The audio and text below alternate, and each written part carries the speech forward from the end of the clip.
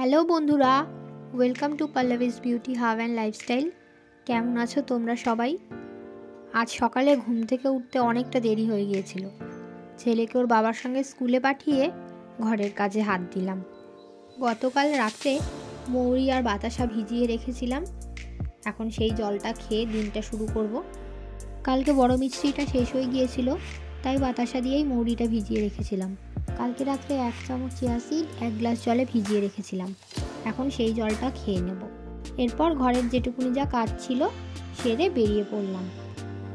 আমার এই কাণ্ড কারখানা দেখে তোমরা হয়তো ভাবছো আমি মর্নিং ওয়াকে যাচ্ছি, তাহলে বলি শোনো, একদম ভুল ধারণা।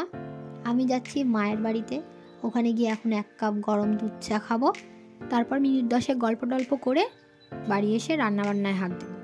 চা খাওয়ার ভিডিওটা নিতে ভুলে গিয়েছিলাম, সেটা অন্য কোনো ব্লগে তোমরা দেখতে পাবে।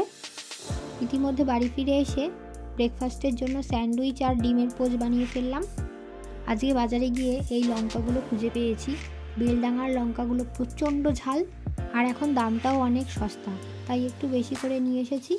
এর বোটাগুলো ছাড়িয়ে ফ্রিজে রেখে দিলে বেশ অনেক দিন ভালো থাকবে। শীতকালে এত রকমের সবজি পাওয়া যায়, তার মধ্যে আমার সবথেকে প্রিয় এই পেঁয়াজকলি। ছোট ছোট মাছে পেঁয়াজকলি দিয়ে ঝাল বা পেঁয়াজকলি ভাজা সবই আমার ভালো লাগে।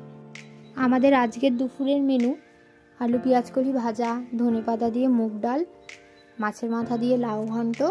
লাস্ট উইক আমার মা আর দিদা ছদ্দিদার বাড়ি গিয়েছিল ওদের সাথে দেখা করতে, তো ওদের বাড়িতে লাউ গাছের চারা বসিয়েছিল ছদ্দিদা। এত সুন্দর লাউয়ের ফলন হয়েছে, একটা বিশাল বড় লাউ পাঠিয়েছে আমাদের খাওয়ার জন্য।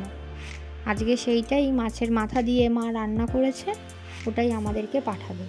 আজকে হাতেও একটু কাজ কম আছে, রান্না বান্নারও তেমন চাপ নেই, তাই আজকে চুলে একটু স্পা করব।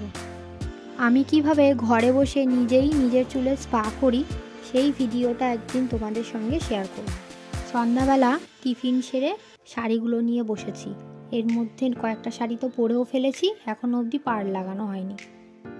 অনেক ফাঁকিবাজি করে ফেলেছি, আর না, এবার এই শাড়িগুলোর পাড় লাগাবো, তারপর এর ব্লাউজগুলো বানাতে বসবো। আজকের মতো ব্লগটা এখানেই শেষ করলাম। সকলে ভালো থেকো, সুস্থ থেকো। আমার ভিডিওটা ভালো লাগলে লাইক কমেন্ট করতে ভুলো না। Thanks for watching.